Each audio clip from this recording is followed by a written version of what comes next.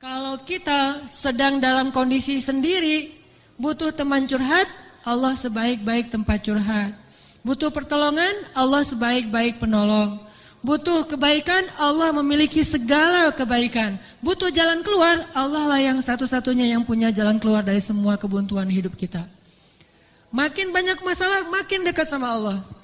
Enggak apa-apa kalau kita ngerasa, saya mah enggak pede dekat sama Allah. Kenapa? Saya banyak dosa. Kalau gitu dekat sama Allah sebagai pendosa. Gimana dekat sama Allah sebagai pendosa? Tadi, Rabbi zalamtu nafsi faghfirli. Ya Rabbi, saya menzalimi diri saya sendiri, maka ampunkanlah dosa saya. Deketin Allah dengan minta ampun. Enggak pede datang ke Allah. Kenapa? Soalnya takut ngecewain Allah. Kan kita udah minta, nanti Allah ngasih. Udah gitu, namanya manusia kadang-kadang kalau udah selesai dari masalah, balik lagi dia. Jauh lagi dari Allah, lalai lagi, dosa lagi, kan suka gitu. Karena kita masih kayak ragu sama kemampuan kita. Saya bisa nggak ya istiqomah? Saya bisa nggak ya taubatan nasuha? Daripada nanti saya udah minta sama Allah, Allah tahu banget kalau saya tuh masih labil, kan nggak enak. Udah nggak apa-apa. Kita berbuat dosa, datang lagi sama Allah. Dosa lagi, datang lagi sama Allah. Kapan sih Allah pernah putus asa mengampuni dosa hambanya? Yang ada itu adalah hambanya putus asa minta ampun kepada Allah. Allah mah gak pernah putus asa. Gak ada kalimat satupun di Al-Quran dan hadis Allah bilang gini, saya gak akan ngampunin dosa kamu lagi. Kenapa? Udah 3 kali saya ampunin, kamu ulangi. Gak pernah Allah ngomong kayak gitu. Baik di Al-Quran gak pernah, di hadis gak ada. Baik hadis Nabi gak ada, hadis Qudsi juga gak ada. Gak ada cerita Allah itu ketika kita datang pertama, ya diampunin. Datang kedua, ya udah deh. Datang ketiga, ini terakhir ya. Allah gak pernah ngomong gitu kan.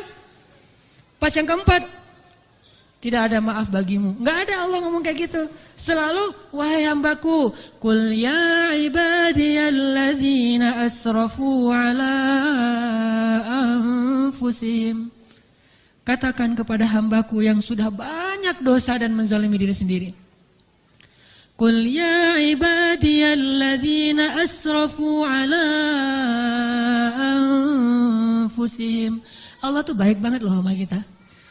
Allah tahu kita banyak dosa, tapi Allah masih manggil kita tuh ibadi, hambaku gitu coba. Itu panggilan lembut loh dari Allah. Allah kalau kasar panggil nama, ya Hanan, itu kasar tuh. Tapi ya ayah abdi itu lembut. Sama kayak Aisyah kalau marah sama Rasulullah manggilnya Muhammad. Aisyah, ini kata Aisyah sendiri, Aisyah radhiyallahu anha. Jadi kalau Aisyah manggil Rasulullah, ya Rasulullah, itu lagi enak tuh perasaannya, lagi moodnya lagi enak. Tapi kalau ya Muhammad, itu lagi marah. Tapi Rasul dipanggil Muhammad biasa-biasa aja ya. Kita mah kalau dipanggil nama, istri celaka nih, durhaka segala macam, keluar dalil. Nabi aja yang punya dalil nggak pernah ngeluarin, kita yang nggak punya dalil suka ngeluarin, kan aneh tuh. Hadis itu ucapan siapa? Ucapan Nabi kan? Ucapan saya apa ucapan Nabi? Lalu kenapa saya lebih sering mengeluarkan hadis itu daripada Nabi? Kan aneh tuh.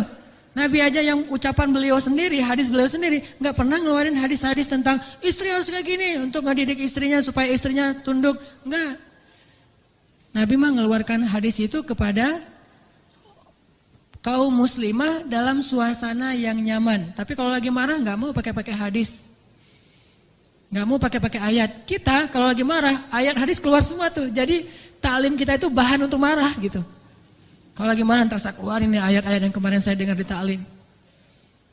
Allah tuh baik banget sama kita. Udah banyak dosa masih manggil abdi. Ibadi kalau yang banyak mah. Qul ya ibadiyalladzina asrafu ala anfusihim.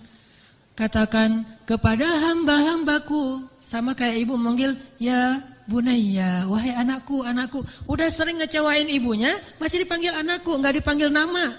Saking maha baiknya Allah kepada hamba. Katakan kepada hamba-hambaku yang melampaui batas. Arti melampaui batas berarti dosanya tuh udah enggak kehitung, udah banyak banget.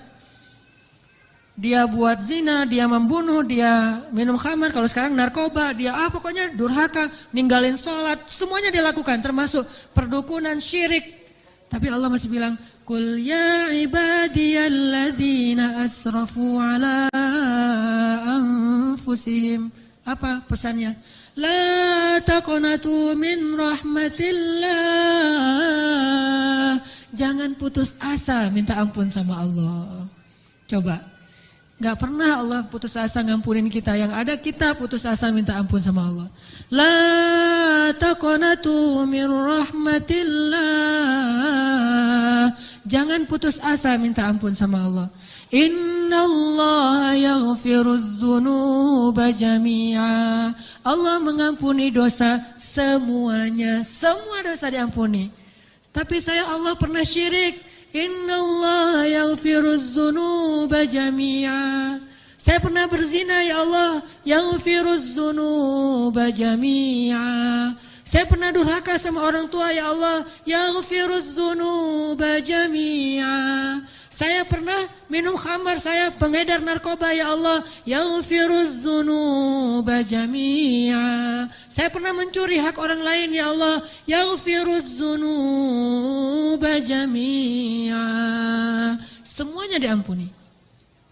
Memangnya ada tempat lagi bagi kita untuk lari dan berserah diri kecuali kepada Allah? Kalau kita punya masalah, adakah tempat yang lebih baik bagi kita untuk datang curhat dan mengungkapkan semua masalah kita daripada Allah? Makanya Musa tahu hal itu. Dia labil memang, dia anak muda dan itu wajar. Tapi dia tahu dan yakin satu kebaikan.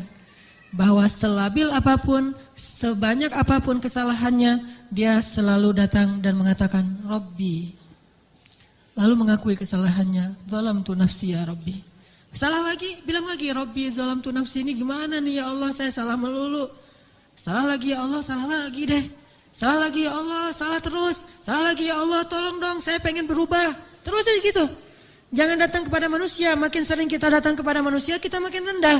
Makin sering kita datang kepada Allah, kita makin tinggi. Datang lagi, datang lagi. Gimana cara datangnya?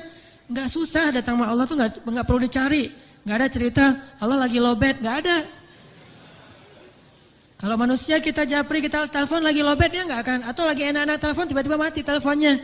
Gara-gara kita teleponnya pakai WhatsApp call. Jadi kalau ada masuk telepon yang keputus gitu kan ya, cari yang gratis. Kalau ke Allah mah gratis dan nggak akan keputus. Call Allah mah gratis, tinggal gini doang nih. Jadi teleponnya di telapak tangan kita ini adalah gadgetnya. Gini nih. Tekan nomornya gimana? Tekan nomornya itu tinggal ngomong, nggak perlu ditekan-tekan. Ngomong aja, Rabbi, udah langsung terhubung tuh, kan cepat banget. Kayak ada telepon gitu ya, nama istri saya Sarah, sekarang dia ada di atas. Saya kayak misalnya saya mau nelpon istri saya, terus saya nyalain handphone, Sarah, halo, dia manggil saya Albi, Albi itu artinya kekasihku. Albi gitu kan, ada nggak telepon kayak gitu, bisa nggak? Ada ya, cuma jarang saya juga nggak bisa nih, nggak tahu cara nyetelnya. Jadi kalau mau nelpon istri kita, istriku, langsung calling gitu, dan dia langsung ngangkat, nggak lama-lama, kita nunggu lama kok nggak diangkat-angkat, alasannya lagi, kenapa sih nggak diangkat-angkat? Maaf tadi lagi di kamar mandi, misalkan suka gitu tuh. Allah mah nggak ada cerita gituan, miss call 10, yang ke-11 baru diangkat, nggak ada tuh. Allah mah nggak ada miss call, nggak ada disconnect, nggak ada sinyal jelek, nggak ada habis pulsa, nggak ada kepotong sama call yang lebih berbayar mahal. Gak ada yang kayak gitu-gituan. Kalau Allah mah tinggal bilang, Rabbi, ya abdi, labbaik ya abdi, aku terima apa yang kamu butuhkan ya abdi, sebutin gitu. Allah tuh gitu, cuma kitanya gak mendengar dengan lisan, dengan telinga. Kita harus mendengar itu dengan hati kita. Kalau kita yakin, ana inda dhanni abdi bi, aku tergantung yakinnya hambaku, prasangka hambaku, gimana perasaan hambaku. Kalau kalian yakin aku mendengar dan mengijabah, aku pasti mendengar dan mengijabah. Kan gampang, Allah mah tergantung kita ya. Jadi jangan salahin Allah, Allah aja bilang tergantung kita. Kalau kita ngerasa doa kita gak diijabah, jangan salahin Allah, kok Allah gak ngijabah. Salahin diri kita, kenapa kita gak yakin Allah mengijabah. Yakin kok, kalau yakin ngapain dipertanyain. Kalau kita yakin jangan dipertanyakan. Karena Allah pasti tidak akan ngecewain hamba yang datang kepadanya.